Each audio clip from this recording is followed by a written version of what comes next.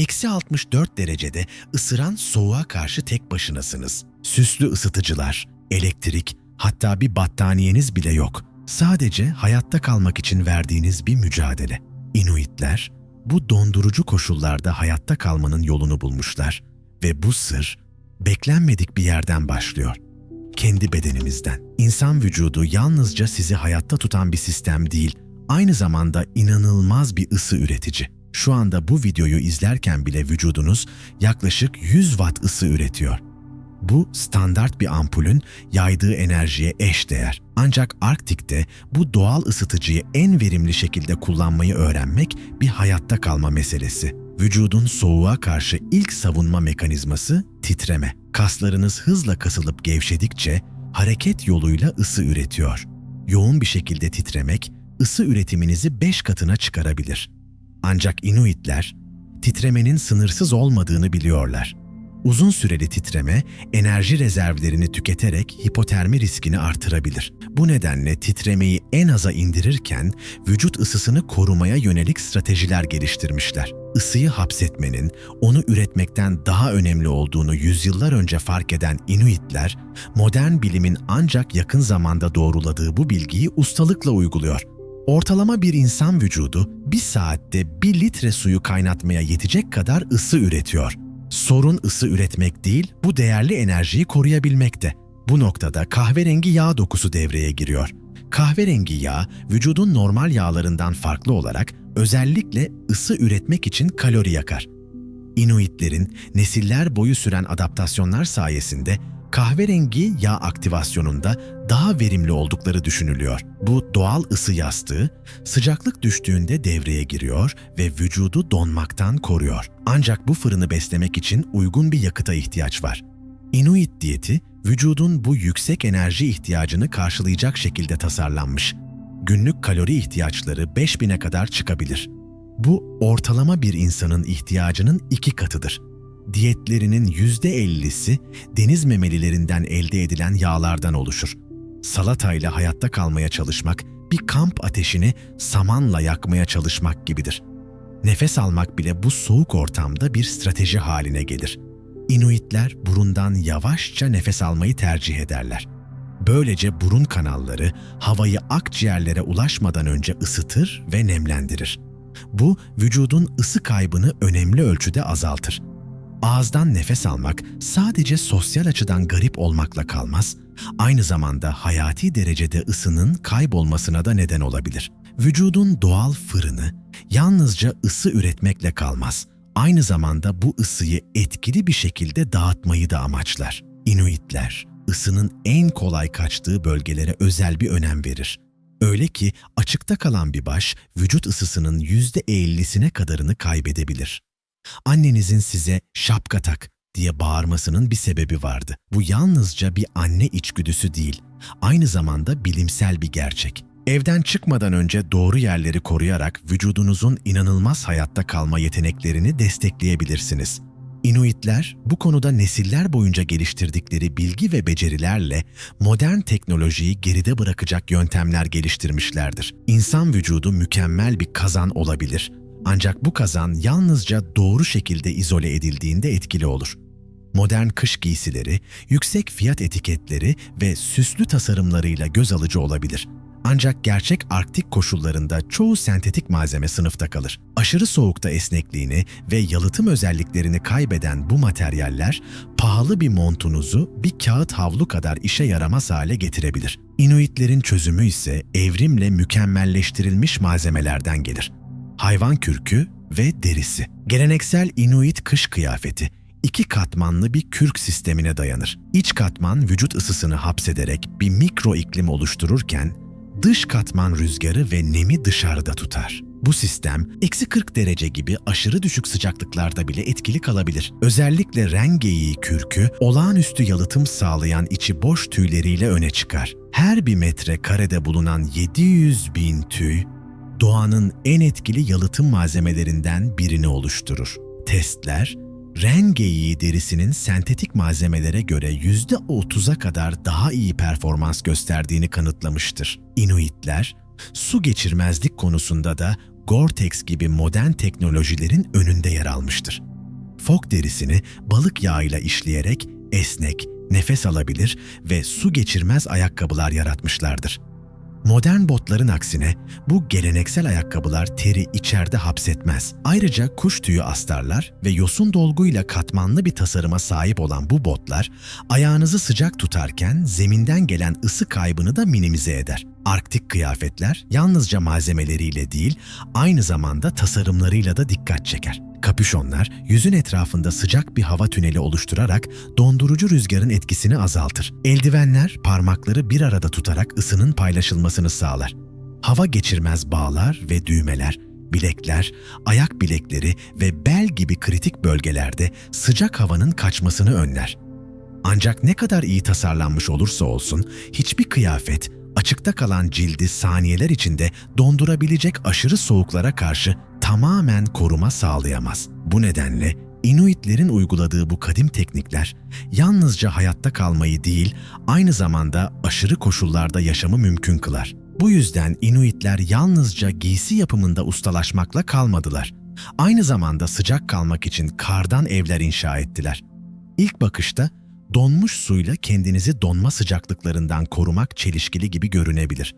Ancak iglolar, fizik bilimi ve nesiller boyunca süren zekice tasarımlar sayesinde bu zorluğu aşmıştır. Eğer hayatınızda bir kardan adamın çok uzun süre dayandığını gördüyseniz, bu süper gücün ne kadar etkili olduğunu fark etmişsinizdir. İglo yapımında kullanılan temel malzeme kar, sıradan bir yapı malzemesi gibi görünse de gizli bir süper güce sahiptir. Hapsolmuş hava, kar yağdığında ve yerleştiğinde, kristallerin arasında binlerce küçük hava cebi oluşur.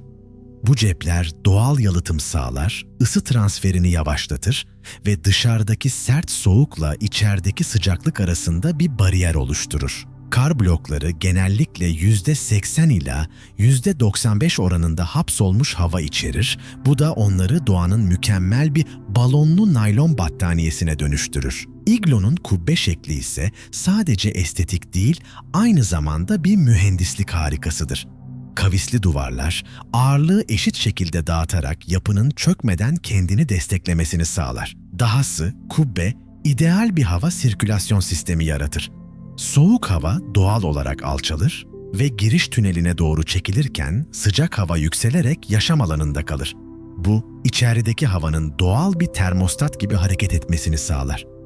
Bir iglo içinde otururken, kar duvarlarının iç yüzeyi oturanların ısısıyla hafifçe erir. Ancak bu su tekrar donar ve hava geçirmez bir buz tabakası oluşturur. Inuitlerin inning dediği bu işlem, iglonun iç sıcaklığını hapsederek dışarıdaki sert soğukla bağlantısını keser. İyi inşa edilmiş bir iglo, tek bir yağ lambasıyla sıcaklığı dış ortamdan 30 dereceye kadar daha yüksek bir seviyeye çıkarabilir. Böyle bir yapıda termostat ayarları yüzünden tartışmaya gerek kalmaz. İgloların erimesini önlemek ise tasarımdaki ince detaylarda gizlidir. Geleneksel iglolar çift duvar yapısına sahiptir. Dış yapısal duvar sabit ve donmuş kalırken iç astar duvarı sıcaklığı içeride tutar ve bir termal bariyer oluşturur. Bu yapıyı hayvan derileriyle kaplamak yalıtımı artırırken aynı zamanda konforlu bir ortam sağlar. Bununla birlikte igloların havalandırması da hayati önem taşır. Uygun hava akışı olmazsa içeride biriken karbondioksit sakinleri boğabilir veya nefesin donması sonucu duvarlar buzla kaplanabilir. Kubbenin tepesindeki küçük bir havalandırma deliği bayat havayı dışarı atarken ısı kaybını en aza indirir. Bu deliğin boyutu doğru olmalıdır. Çok küçük olursa boğulma riski, çok büyük olursa aşırı ısı kaybı yaşanır. İglo yapımındaki bu detaylar, Inuitlerin doğanın sert koşullarına karşı geliştirdiği eşsiz çözümleri gözler önüne seriyor. Geleneksel bilgi ve doğadan ilham alınarak inşa edilen bu barınaklar, bugün bile mühendislik açısından bir başyapıt olarak kabul ediliyor. İgloların inşa edilme yöntemi, doğanın zorluklarına karşı zekice geliştirilmiş bir çözümü yansıtır. Genellikle kademeli olarak yükselen bir daire şeklinde yerleştirilen kar blokları, spiral bir desen oluşturacak şekilde dikkatlice yerleştirilir. Her bir blok hafifçe içe eğimlidir. Bu da yapının kendi kendini desteklemesini sağlar. Kubbenin tepesine yerleştirilen son blok, kilit taşı tüm yapıyı bir arada tutar. Deneyimli bir inşaatçı, basit bir igloyu bir saatten kısa sürede tamamlayabilirken, bir aile için tasarlanmış daha sağlam bir iglo inşası bir günü bulabilir.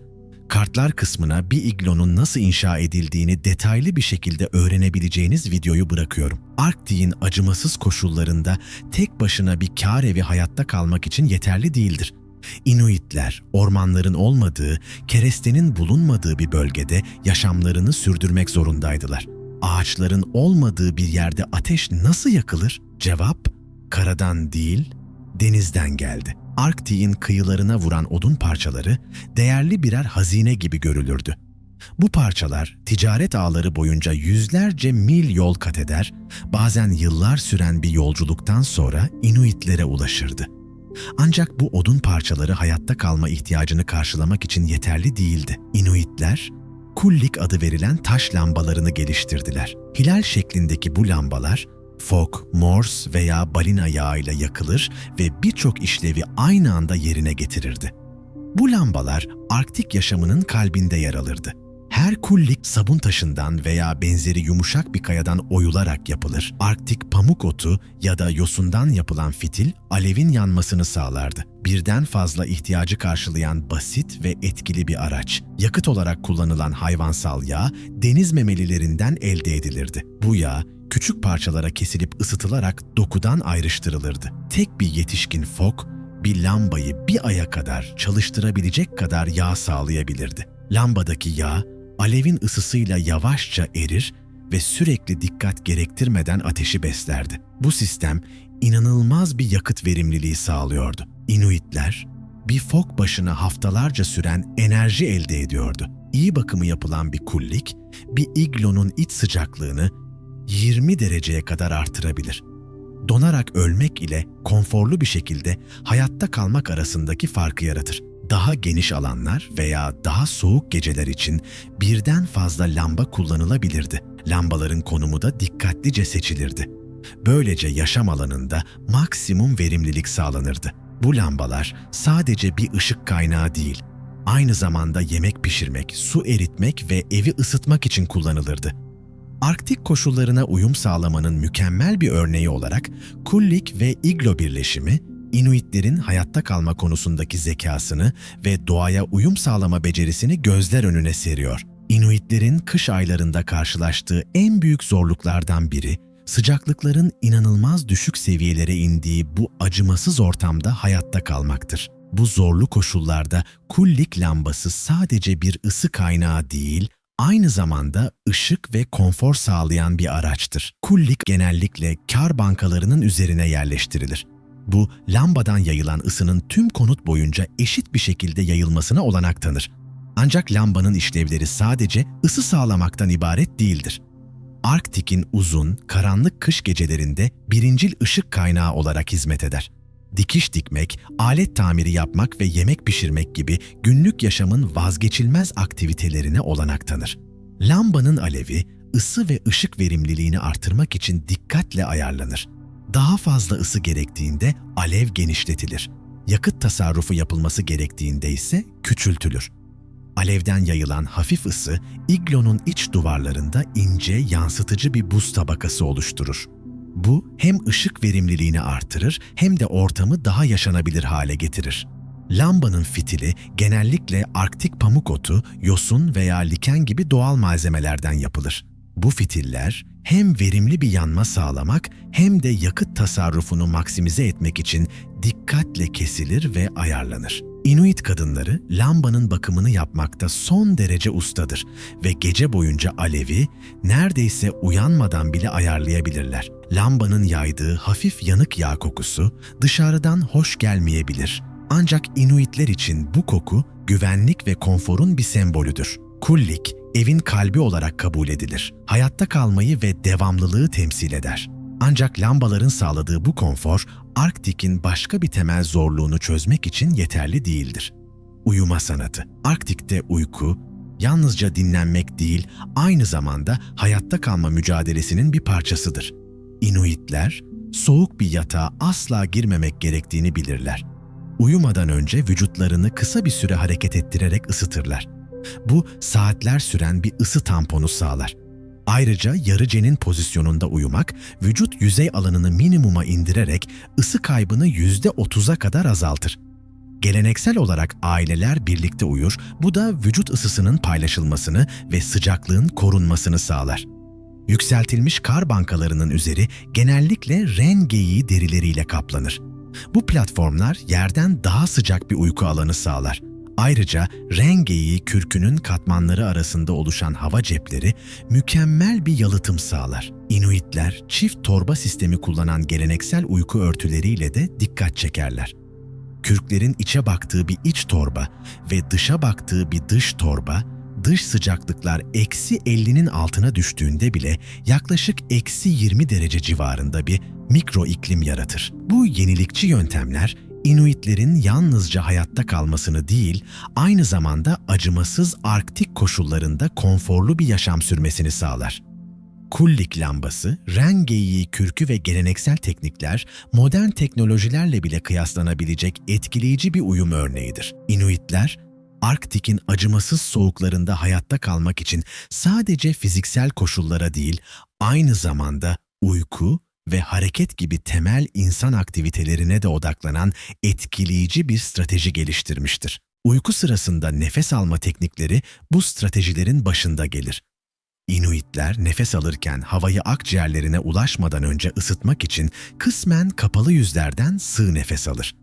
Bu yöntem vücut enerjisinin soğuk havayı ısıtmak için harcanmasını önler ve iç organların korunmasını sağlar. Uyku yalnızca dinlenme zamanı değil, aynı zamanda hayatta kalmanın kritik bir parçasıdır. Inuitler karanlık kış aylarında uyku düzenlerini mevsimsel olarak ayarlar. Metabolizmalarını yavaşlatarak enerji tasarrufu yapar ve genellikle 10 saate kadar uyurlar. İlginç bir şekilde modern bilim tarafından yeni keşfedilen 2 fazla uyku modelini uzun zamandır uygulamaktadırlar. Gece yarısı uyanıp kısa bir süre sessiz bir aktiviteyle ilgilenmek, enerji tüketimini dengeleyip vücut ısısını yenilemek için kullanılır.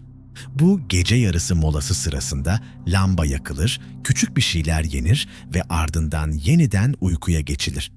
Modern bir insan için bu durum, sabah olmadan önce enerji toplamak için pizza yemek gibi görünebilir. Ancak Inuitler için bu bir hayatta kalma gerekliliğidir. Uyku eksikliği, Arktik gibi bir ortamda ölümcül olabilir. Uyku sırasında yeterince dinlenmek, vücudun sıcaklık düzenleme yeteneği açısından kritik öneme sahiptir. Inuitlerin uygun uyku düzenleri onları gece boyunca sıcak tutar, ancak gündüz saatlerinde sıcak kalmak farklı bir yaklaşımla sağlanır. Arktik'te donmayı önlemenin en etkili yollarından biri hareket etmektir. Hareketsiz oturmak, dondurucu soğuklarda vücut ısısını hızla kaybetmeye yol açar. Inuitler, termojenez adı verilen doğal bir süreçle kaslarını hareket ettirerek ısı üretirler. Ilımlı bir fiziksel aktivite, vücut ısısını 5 katına kadar artırabilir. Bu nedenle geleneksel Inuit yaşamında uzun süre hareketsiz durmak nadiren görülür. Fok avı sırasında bile avcılar küçük kas hareketleriyle dolaşımı sürdürmeyi ve böylece ısı kaybını önlemeyi öğrenir.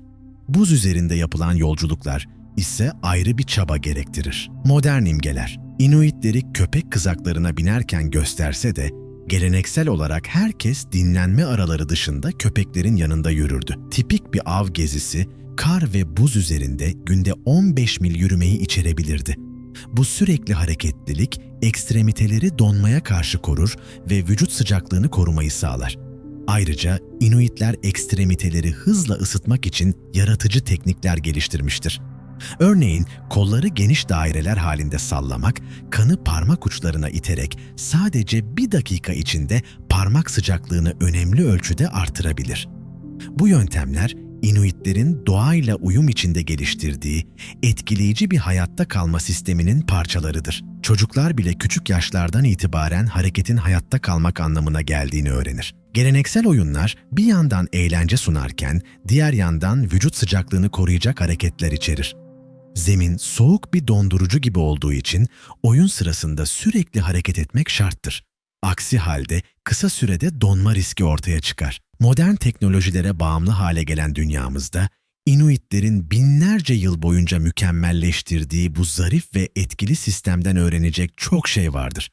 Doğanın sunduğu kaynakları ve insan vücudunun potansiyelini ustalıkla kullanarak acımasız koşullarda bile hayatta kalmayı ve hatta konforlu bir yaşam sürdürmeyi başarmışlardır. Bu sistem yalnızca hayatta kalma stratejisi değil, aynı zamanda doğayla uyumlu bir yaşam tarzının eşsiz bir örneğidir. İzlediğiniz için teşekkür ederim.